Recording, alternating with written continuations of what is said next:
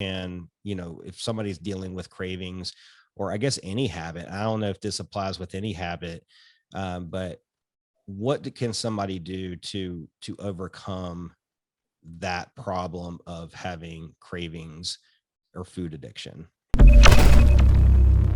Yeah. Well, when it comes to cravings, a lot of it is, I would say for those, there's kind of like two kinds of people, because our brains tend, we're all unique, we're all individual. And so there's some people that with we just something happens in the brain when we're eating foods like the sugars and the sugars and the fats and the refined carbohydrates, the ultra processed food, like all of that stuff just lights up the brain. And it does it for all of us, but for certain individuals who become food addicted, it's like fireworks up there. And so you got your neurotransmitters that are firing off, and you got like the dopamine and the serotonin increasing, and it kind of gives you that hit, that reward system going on there.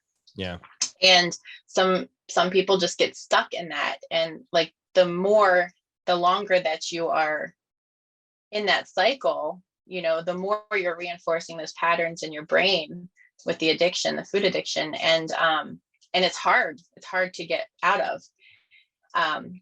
Honestly, the best way for someone like that who is really honestly addicted to it is abstinence. It's kind of like a cigarette smoker saying, I'm just going to decrease how much I'm smoking. And it's just a lot easier just to say, okay, I'm just gonna, call it quits and be abstinent from it. And so for those people, I suggest like sugar being like the first thing, because of the way it's processed. Like if you think about drugs and how like cocaine is processed, like the cocoa plant that it comes from, is people actually chew on it in other countries, and it doesn't have that kind of effect on them that is similar to like if they process it into that refined white powder, and then they that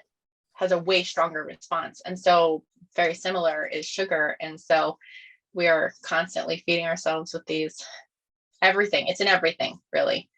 Yeah. And it's a drug. Really, yeah. I mean, when you think about how, the neural pathways, right? The brain response. I mean, I've gone through cycles where I've tried different diets, and it's like, okay, you're going to eat this way. There's a certain way that you're going to eat. Is that you're not going to have any carbs, or it's going to just be clean, right? All clean eating. That's usually where I try to go if I try to get myself on a diet, is it's going into some kind of a clean eating format. And I know that like the first 3 days, like I get headaches, and it's hard. Like those first couple days are so hard. And then after that, you feel amazing, because it's almost like you're like ridding yourself of the toxin, I guess. I mean, but I just know I feel amazing. Like if I go and just eat clean and get all the junk out, after a few days, like the first few days, I feel like crap, and then I feel amazing. And but there's still, and I guess this is the neural pathway piece here. Like even, if I think the longest I've ever made it on something like that's been maybe a month, and I'll drop a ton of weight. And at the end of that month, there will be something that might trigger me to go and get that bad thing that I used to eat. And then once I get to that bad thing, then I go right back to the old habits again. And that's always such a challenge. Like, so do you, like, when it comes to that long-term sustainability of, okay, like I don't want to just overcome my cravings for a period of time. Like I want to make this a lifestyle. Like this is how I eat. This is how I live. How does somebody, is there like I'm trying to think of how to phrase this question. Basically where I'm trying to get to with this is, how does somebody get to that place where this is a lifestyle? And it's not some, like, I think a diet, I think it has an end to it. Like when I think that where I hear the word diet, Yeah. like, okay, there's an end to this. Like, no, this needs to be a lifestyle change. So Yep. what does somebody need to have in place, or what does somebody need to do to make this a true lifestyle change for them? Yeah. And like you said, the diet, we all have that diet mentality because we always think the next thing is going to work for us. And the thing is, there's thousands of people who go abstinent from sugar and they live the rest of their life like that. And it's amazing and it's so good for your health. But I mean, some people want to enjoy something once in a while. And so it's all about finding what works for your body. So it's a lot of trial and error. And that's why people go from diet to diet to diet, thinking this is going to work. And then it works for a while and then it doesn't work for a while.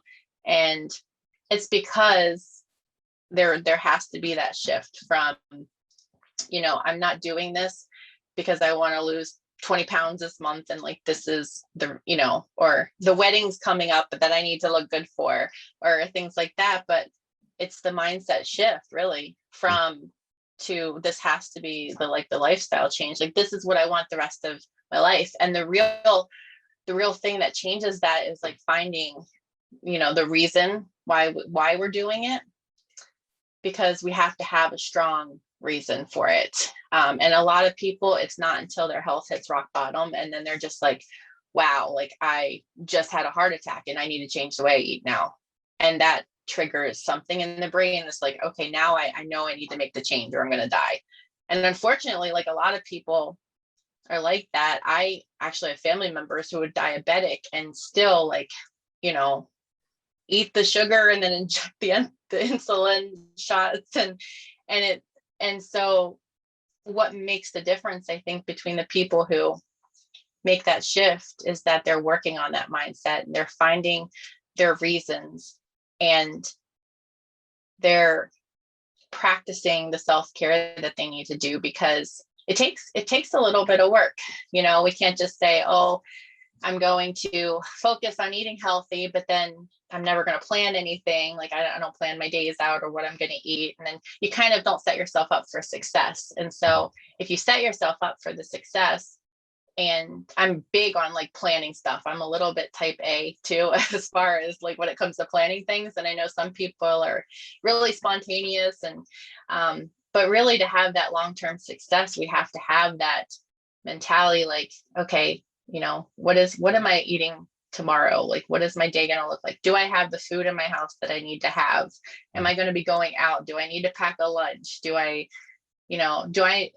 people who like with food addiction, it's just, I've done this personally, like, okay, I have to take the long way around to a destination so I don't pass by Dunkin' Donuts, because I know if I pass by there, I'm going to want that coffee or Yeah. that, so really it's like developing the strategies and knowing yourself and knowing what triggers you have and the things that can derail you, and then setting up strategies for yourself that are going to help you have that sustainable success.